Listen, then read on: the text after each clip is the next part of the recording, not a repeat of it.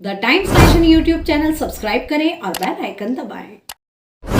The times nation, आपका विश्वास हमारी पहचान। बहुजन समाजवादी पार्टी ने 308 विधानसभा क्षेत्र कप्तानगंज से जहीर अहमद जिम्मी पर भरोसा जताते हुए विधायक पद के लिए प्रत्याशी घोषित कर युवा चेहरे पर भरोसा किया है, जिससे क्षेत्र के सभी वर्गों में खुशी की लहर है। खास करके दलित, अल्पसंख्यक, पिछड़ा वर्ग में काफी उत्साह देखा गया है।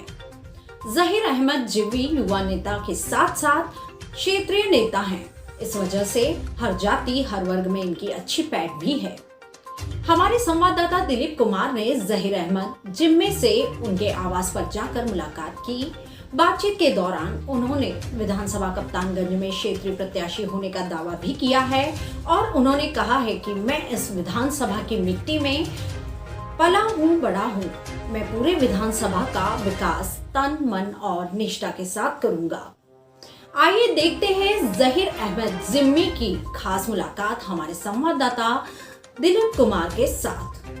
जय साहब, बहुत बहुत स्वागत है आपका हमारे इस कार्यक्रम में। बहुत बहुत धन्यवाद आपके चैनल को और आपको भी कि आप लोग जो है मुझे बोलने का मौका दे रहे हैं, क्योंकि आप बोलने का मौका दे रहे हैं तो इसलिए हम अपने विधानसभा के लोगों की आवाज बन के निकलना चाहते हैं और यहाँ की जनता की समस्याओं को उठाना चाहते हैं। और बीएसपी पार्टी से मुझे चुनाव लड़ने का मौका मिला है। बहन जी से मैंने मुलाकात की और बहन जी का विशेष ध्यान है कि कप्तानगंज अपना जो है बसपा का अच्छा खासा वोट है और यहाँ पे आम जनमानस में काफी अच्छा जो है बसपा के लिए काफी सराहनीय जो है वोट है। और वो सब जो है विधानसभा में हमको 2022 में जो भी चुनाव होने वाला है 3 तारीख को हमको वोट मिलेगा।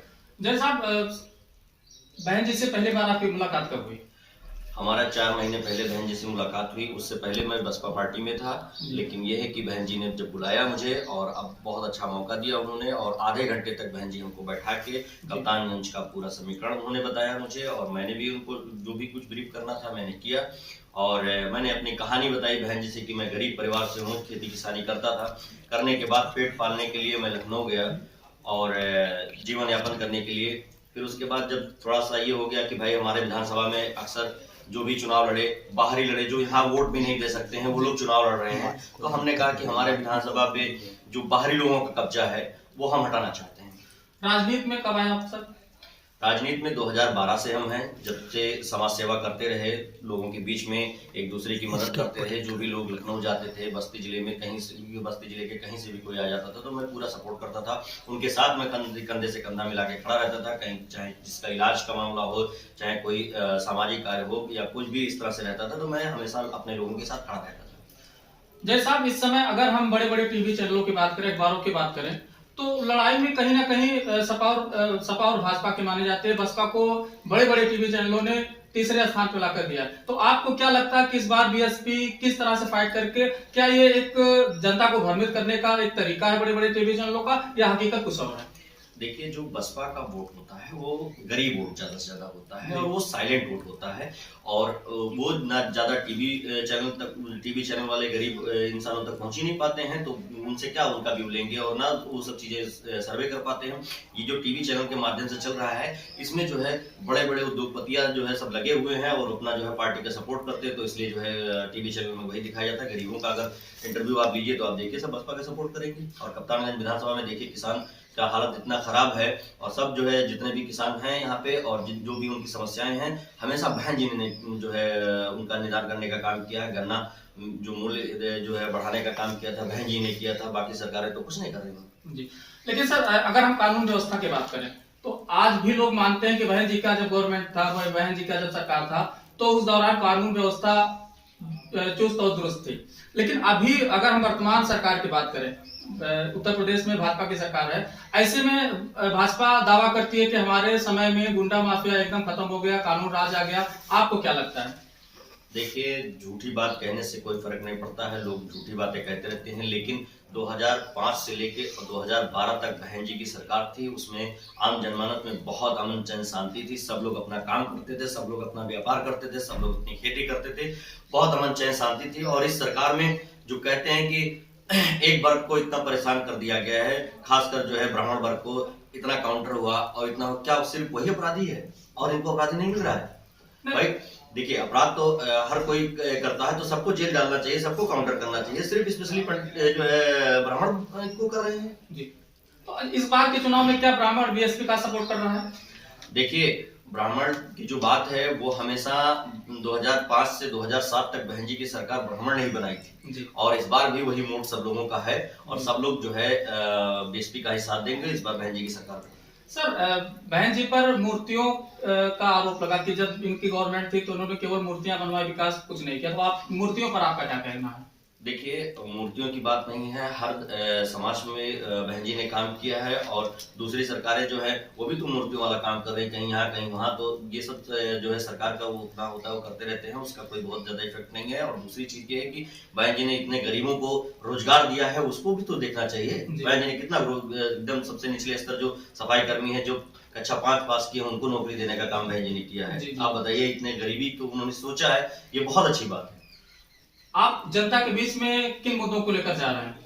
हमारे यहाँ मुद्दा स्वास्थ्य का है, रोड का है, क्योंकि हमारे यहाँ रोड बहुत खराब है। तमाम बहन बेटियां स्कूल जाती हैं तो उनका साइकिल से गिर के उनका हाथ पैर टूट जाता है और जितने भी रोडों की हालत खराब है, तमाम लोग जो है गाड़ियों से हमेशा देखता हूँ कि रोड पे पंचर खड़े मिलते हैं और जो है किसी की गाड़ी एक्सीडेंट हो जाती है। रोडों की वजह से बहुत सारी परेशानियां हैं और स्वास्थ्य के मामले में यहाँ पे जितने भी हॉस्पिटल है, कोई जांच की व्यवस्था नहीं, कोई ऐसी व्यवस्था नहीं कि जिससे लोगों को अच्छा इलाज हो सके। सब जो है बाहर ही जाना पड़ता है। इस बार कप्तानगंज में हम जो है हमारी सरकार बनती है तो हम अपनी सरकार से अपील करेंगे, सबसे पहला काम हम हॉस्पिटल और जितना भी स्वास्थ्य का जो भी छोटे छोटे समुदाय हैं, समुदाय स्वास्थ्य केंद्र हैं, इन सब पे जो है हम अच्छा काम करेंगे और चाहेंगे कि यहाँ के लोगों को, किसानों को अच्छा से अच्छा इलाज मिल सके।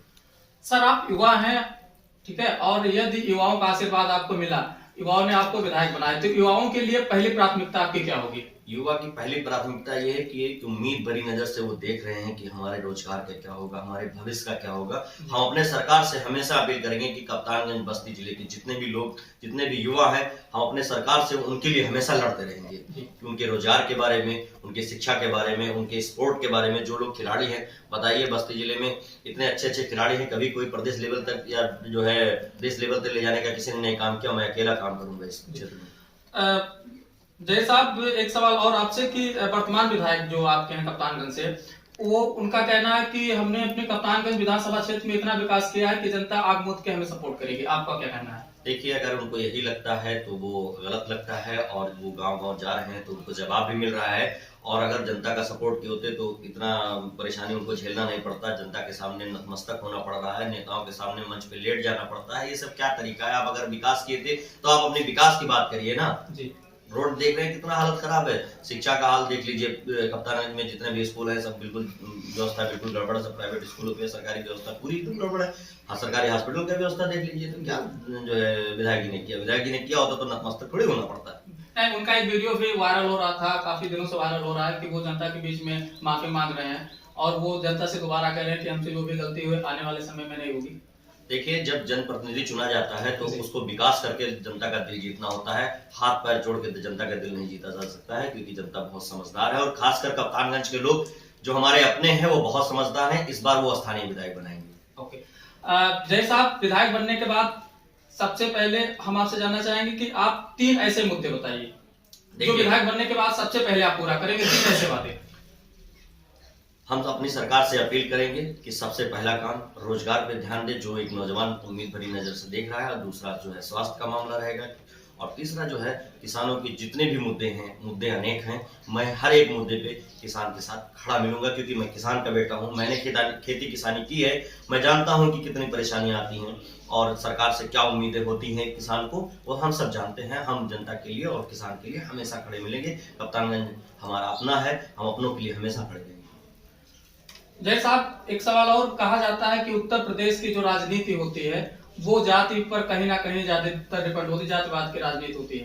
तो हम आपसे जानना चाहेंगे कि मुस्लिम और ब्राह्मण के अलावा और जो बाकी जातियां हैं, क्या वो आपके सपोर्ट में? आप क्योंकि फील्ड में निकल रहे हैं, आप क्षेत्र में निकल रहे हैं, इस पर आपका क्या कहना है? देखिए, कप्तानगंज में हमारा घर है और यहीं के हम रहने वाले हैं, यहीं की माटी में पैदा हुए, यहीं का अनाज खाते हैं और यहीं सोते हैं। तो कप्तानगंज में जितने भी लोग सब समाज के हैं, सबका हम दिल जीतने का काम करते हैं और हम चाहते हैं, अपील करते हैं कि सब हमारा साथ दें, क्योंकि हम अपने हैं और हमारे साथ सब समाज के लोग हमारे साथ हैं। हमने सबका दिल जीतने का काम किया है। जी, तो आपको लगता है कि जनता इस बार आपका सपोर्ट कर रही है, जनता आपको आशीर्वाद दे रही है? जहां भी जाता हूं बड़े हौसले के साथ लोग मिलते हैं तो बड़ी खुशी होती है। सबका दिल हमने जीत लिया है और कप्तानगंज के लोग, कप्तानगंज के हर समाज के लोग हमारे साथ हैं। जय साहब, आपने अपने बहुमूल्य समय में से कुछ पल हमारे चैनल के लिए दिया और आपने हमसे बात की, इसके लिए आपको धन्यवाद। और हम अपने चैनल की तरफ से, अपने चैनल परिवार की तरफ से आपको जीत की अग्रिम शुभकामनाएं देते हुए हम उम्मीद करते हैं कि जब आप विधायक बनेंगे और जब हमारी आपकी दोबारा मुलाकात होगी तो एक बार पुनः विकास के मुद्दे पर हमारी आपकी चर्चा होगी। हम आपको विधायक बनने की अग्रिम शुभकामनाएं देते हैं। बहुत बहुत धन्यवाद आपका। और जब हम विधायक हो जाएं तो आप जरूर आइएगा और हम अपने गांव का सर्वे कराएंगे आपसे, और जहां जहां समस्या होगी आप उठाइएगा आवाज, मैं उसका निदान करने का काम करूंगा। साथियों, आज हमारे साथ थे 308 कप्तानगंज से बसपा के प्रत्याशी जहीर अहमद जी, जिन्होंने अपनी बातों से आपके बीच में अपनी बातें पहुंचाने का काम किया। और इन्होंने कहा है कि जब हम विधायक बनेंगे तो दोबारा आप हमसे आइएगा और जो भी क्षेत्र की समस्याएं हैं आप हमें उससे अवगत करवाइएगा और हम जरूर उस समस्या को पूरा करेंगे। आज के लिए फिलहाल इतना ही। हम दूसरे एपिसोड में आपसे फिर बहुत जल्द मिलेंगे। तब तक के लिए आप देखते रहिए the times nation. Press the bell icon on the YouTube app and never miss another update.